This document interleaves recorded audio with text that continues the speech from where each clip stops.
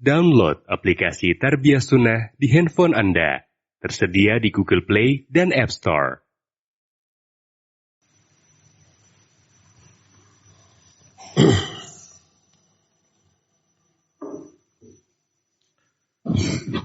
Innal hamdalillah nahmaduhu wa nasta'inuhu wa nastaghfiruh wa na'udzu billahi min shururi anfusina wa sayyiati a'malina.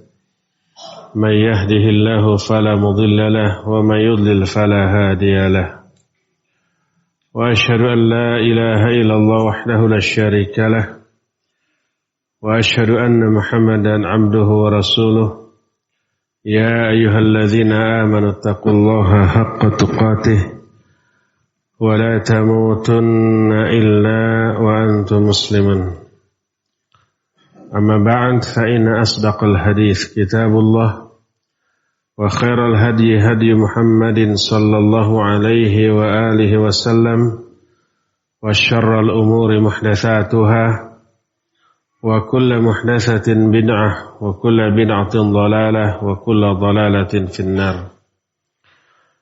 قال الله تعالى في كتابه الكريم أعوذ بالله السميع العليم من الشيطان الرجيم يا أيها الذين آمنوا إن جاءكم فاسق بنبأ فتبينوا أن تصيبوا قوما بجهالة فتصبحوا على ما فعلتم نادمين. Hadirin sedang Jumat yang Allah muliakan, Jumat lalu kita sedang membahas orang yang dibenci oleh Allah karena kotornya hati, kerasnya hati, atau berpenyakitnya hati. Kondisi hati itu terwujud dalam perbuatan yang dilakukan oleh anggota badan. Hatinya buruk, perbuatannya buruk. Orang yang memiliki hati yang dibenci oleh Allah akan melahirkan perbuatan-perbuatan yang juga dibenci oleh Allah. Salah satu di antara hadis yang menerangkan orang dengan amalan yang dibenci oleh Allah adalah diterangkan dalam hadis sahih riwayat Imam Muslim, "Innallaha yarda lakum thalatha wa yasqatu lakum thalatha." Sungguhnya Allah ridha kepada kamu dalam 3 hal dan benci atau murka kepada kamu dalam 3 hal. Karena kita sedang membahas orang-orang yang dibenci oleh Allah, kita akan membahas bagian kedua dari hadis ini. Innallaha yaskhatu lakum thalathan. Allah membenci kamu tentang 3 hal. Pertama adalah qila wa qal. Kedua wa kasratus su'al. Ketiga wa idha'atul mal. Biasanya ketiga-tiganya dimiliki oleh orang yang dibenci, dimurkai oleh Allah. Pertama adalah qila wa qala. Qila wa qala ini bahasa kitanya sekarang penyebar hoax, berita bohong. Kalau dahulu hanya secara lisan, kalau sekarang melalui media sosial, melalui Facebook, melalui YouTube, melalui WhatsApp atau media sosial lain. Ada berita datang, gak dicek benar atau tidaknya, langsung disampaikan lagi. Seringkali berita ini menebar rasa takut kepada masyarakat. Sehingga berkata Ibnu Abbas radhiyallahu anhuma, yang dimaksud qila wa qal yakni al-iktsar minal kalam wal irjaf. Memperbanyak menyebar berita dan menebar ketakutan yang membuat orang-orang takut ketika mendengar berita ini. Jadi Nabi SAW menyatakan salah satu orang yang menyebabkan dia itu dimurkai, dibenci oleh Allah adalah qila wa qal. Menyebar berita Terlebih berita itu membuat orang-orang takut, padahal berita itu sekedar berita bohong yang belum tentu kebenarannya. Dan ini perbuatan yang jelas dosa. Kata Nabi SAW, kafa bil mar'i ithman idza haddatsa kullama sami'a. Cukuplah seseorang itu berdosa apabila dia membicarakan, menyampaikan semua berita yang dia dengar. Dosa itu. Makanya tak heran dibenci, dimurkai oleh Allah Azza wa Jalla. Padahal Allah sudah wanti-wanti itu dalam Al-Quran. Ya ayyuhalladzina amanu in ja'akum fasiqum binaba'in fatabayyanu an tusibu qauman bijahalah fatusbihu ala ma fa'altum nadimin.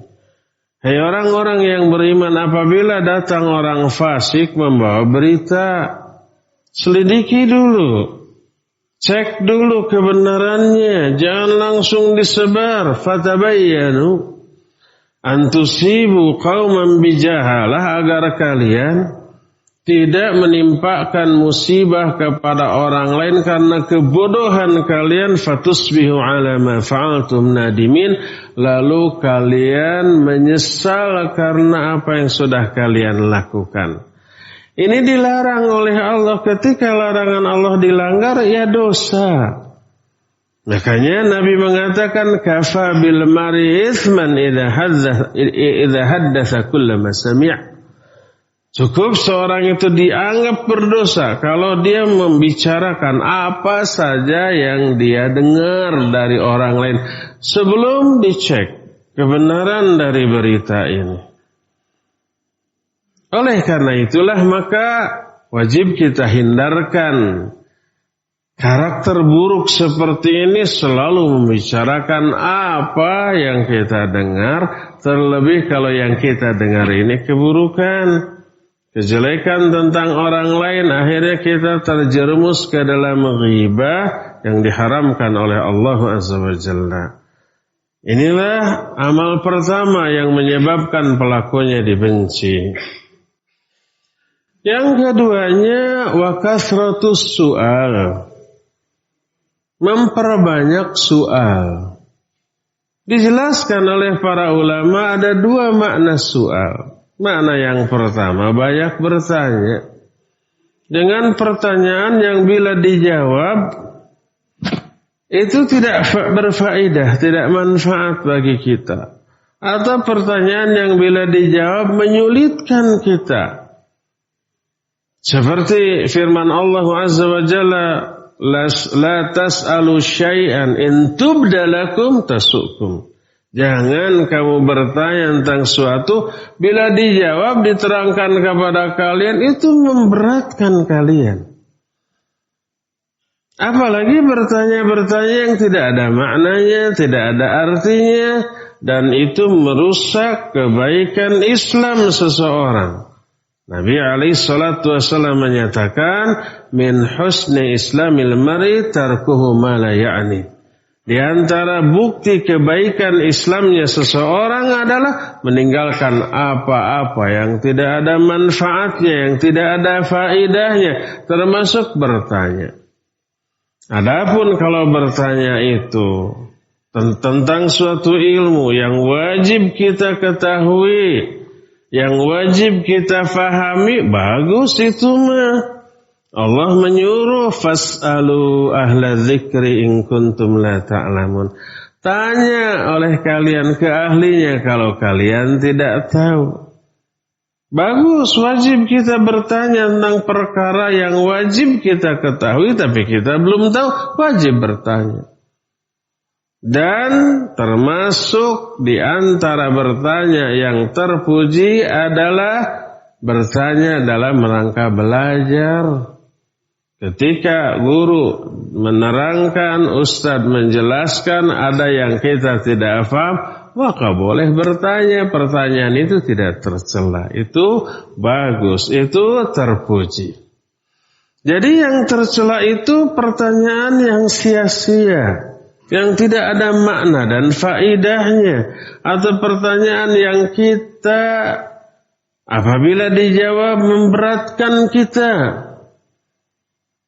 Ini makna soal yang pertama, bertanya. Kedua, makna soal ini meminta. Kasratus soal artinya banyak meminta. Meminta adalah hal yang tercela, sehingga oleh para ulama di antara Imam An-Nawawi dalam kitab Riyadhus Shalihin itu menetapkan satu bab yang diberi judul Dzammus Su'al, tercelanya meminta. Meminta apa? Meminta untuk kepentingan sendiri dalam rangka menambah atau memperkaya diri. Ini yang tercela. Kita punya, tapi kita ingin tambah. Ingin lebih dari apa yang kita punya, lalu kita meminta. Itu yang tercela. Rasul sallallahu alaihi wasallam menyatakan, وَلَا يَزَالُ الرَّجُلُ يَسْأَلُ النَّاسِ حَتَّى يَأْتِيَ يَوْمَ الْقِيَامَةِ وَلَيْسَ فِي وَجْهِ مُزْعَةَ لَحْمٍ.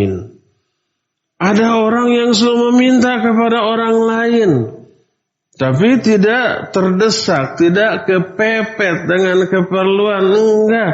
Kalau toh meminta, menjelaskan dirinya kepepet, sekedar modus. Sering disebutkan bahwa, aduh saya kepepet, istri saya sakit, anak saya kelaparan, saya mau diusir dari kontrakan, akhirnya minta. Padahal bohong, sekedar menarik rasa iba orang kepada dirinya. Maka itu termasuk ini. Kata Rasul sallallahu alaihi wasallam, ada orang selalu minta kepada orang lain sampai pada hari kiamat dia datang dalam keadaan wajahnya ini enggak berdaging sama sekali, cuma tengkorak saja. Dan itu bukti kehinaan dia pada hari kiamat. Dicela oleh banyak orang lain mah utuh daging di wajahnya, ini mah habis tidak ada. Berdasarkan hal itulah maka meminta yang seperti ini tercela dan dibenci oleh Allah. Makanya Rasul sallallahu alaihi wasallam menyatakan poin yang kedua yang menyebabkan seseorang dimurkai, dibenci oleh Allah, banyak meminta atau banyak bertanya ya sesuatu yang enggak ada faedahnya. Wajib kita hindarkan dua hal ini agar apa? Agar kita terhindar dari murka dan kebencian Allah Azza wa Jalla. Semoga Allah menuntun kita, memberikan kita hidayah sehingga kita bisa menjauhi apapun yang menjadi penyebab murkanya Allah kepada kita baik dunia sampai ke akhirat nanti. Barakallahu li wa lakum fil Qur'anil azim wa nafa'ni wa iyyakum bima fihi minal ayati wa dzikril hakim wa taqabbalallahu minna minkum tilawatahu innahu huwal ghafurur rahim.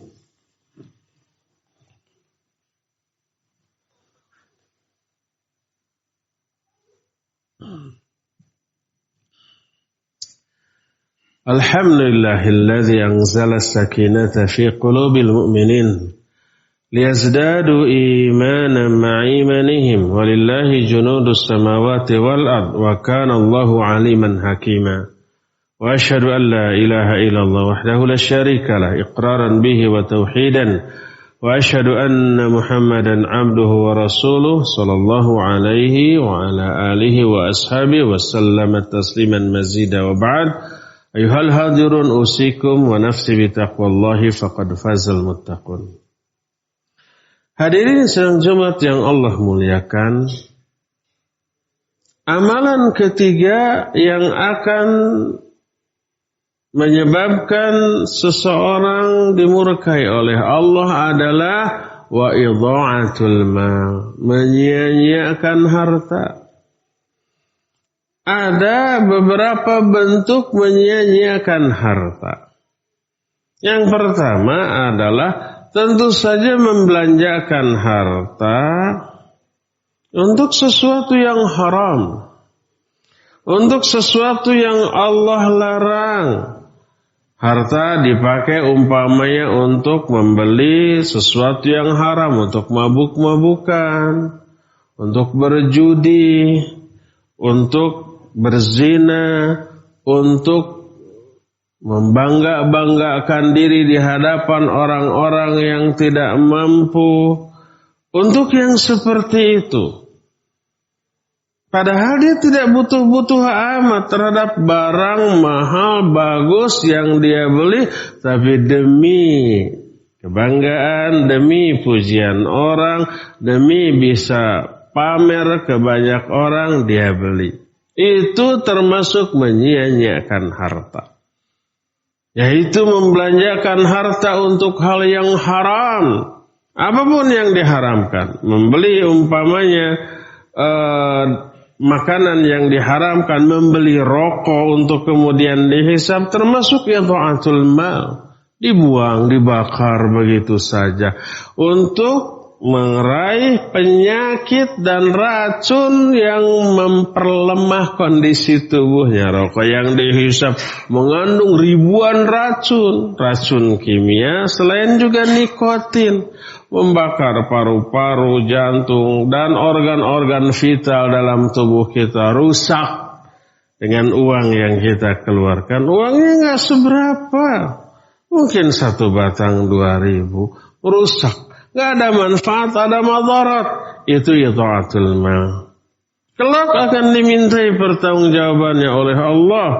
Ketika menghisabi Allah benci dan murka, dan kelak akan dihisab, dan hasil hisabnya melahirkan azab yang sangat pedih. Itu termasuk idha'atul mal. Yang pertama, membelanjakan harta untuk hal yang haram. Yang kedua, termasuk juga menyia-nyiakan harta adalah membelanjakan harta untuk sesuatu yang tidak melahirkan pahala bagi dia. Walaupun tidak dosa. Contohnya apa? Ya, contohnya tadi membeli barang-barang yang sebenarnya tidak dibutuhkan. Tapi dia beli. Yang ada masih bagus, dia ganti dengan yang baru. Ada manfaat enggak? Enggak ada. Selain kebanggaan dan kesenangan. Ada pahala di sana? Enggak ada pahala di sana. Adapun kalau umpamanya uang itu dipakai untuk membelikan makanan, untuk menafkahi keluarga, anak, istri, menyenangkan teman-teman, ada manfaatnya? Ya, ada manfaatnya. Untuk diri sendiri, untuk keluarga, untuk kawan-kawan, jelas ada manfaatnya. Dan itu tidak termasuk di antara menyia-nyiakan harta. Bahkan ibadah. Ada tamu datang disuguhi, itu tanda keimanan. Itu ibadah, ada pahala. Man kana yu'minu billahi wal yawmil akhir falyukrim dhaifa. Siapa orang yang beriman kepada Allah dan hari akhir, muliakan tamu. Dan cara memuliakan tamu yang paling umum di setiap tempat dengan menjamu mereka dengan makanan. Ada manfaat, ada. Mereka menjadi senang, menjadi akrab, menjadi manfaat bagi semua pihak. Dan ini bukan menyia-nyiakan harta. Berdasarkan hal itu, maka perhatikan hartamu setelah kamu memperoleh harta dengan cara yang halal. Kemana harta itu dibelanjakan? Harta itu yang halalnya tetap dihisab. Ketika kita menggunakannya untuk sesuatu yang haram, maka akan menjadi azab. Walaupun harta yang kita belanjakan itu harta yang halal. Ketika diperiksa dari mana harta ini, halal, oke, selamat. Terus yang kedua, untuk apa harta ini dipergunakan? Oh, untuk sesuatu yang haram, maka diazab. Wujud kebencian Allah yang nyata di akhirat atas perbuatan itu adalah ditimpakannya azab yang dahsyat kepada orang seperti itu. Inilah 3 hal yang dibenci oleh Allah dan 3 hal yang buruk yang dilakukan oleh seseorang ini menjadi indikator buruknya hati dia, menjadi tanda jeleknya kondisi jiwa dia disebabkan mungkin karena dosa-dosa dan maksiat yang dilakukan. Semoga Allah menyelamatkan kita semua dari semuanya yang tadi disebutkan. Innallaha wa malaikatahu yusalluna 'alan nabi ya ayyuhalladzina amanu sallu 'alaihi wa sallimu taslima. Allahumma shalli 'ala Muhammadin nabiyil ummi wa 'ala alihi wa sahbihi wa sallim. Allahumma ighfir lil mu'minina wal mu'minat wal muslimina wal muslimat al ahya'i minhum wal amwat. Rabbana zalamna anfusana wa illam taghfir lana wa tarhamna lanakunanna minal khasirin. Rabbana hab lana min azwajina wa dhurriyyatina qurrata a'yun waj'alna lil muttaqina imama. Rabbana awzi'na an nashkura ni'mataka allati an'amta 'alaina wa 'ala walidayna wa an na'mala salihan tardah. وأصلح لنا في ذريتنا إنا تبنا إليك وإنا من المسلمين. ربنا هب لنا من الصالحين. ربنا هب لنا من لدنك ذرية طيبة إنك سميع الدعاء. ربنا اجعلنا مقيم الصلاة ومن ذريتنا ربنا وتقبل دعاء. اللهم أجرنا من النار. اللهم أجرنا من النار. اللهم أجرنا من النار. اللهم ارزقنا حسن الخاتمة واجعلنا برحمتك من أهل الجنة. اللهم ارزقنا حسن الخاتمة واجعلنا برحمتك من أهل الجنة. اللهم ارزقنا حسن الخاتمة واجعلنا برحمتك من أهل الجنة. ربنا لا تزغ قلوبنا بعد إذ هديتنا وهب لنا من لدنك رحمة إنك أنت الوهاب. ربنا آتنا في الدنيا حسنة وفي الآخرة حسنة وقنا عذاب النار. سبحان ربك رب العزة عما يصفون والسلام على المرسلين والحمد لله رب العالمين. آمين يا رب العالمين. أقول قولي هذا واستغفر الله لي ولكم وأقيموا الصلاة.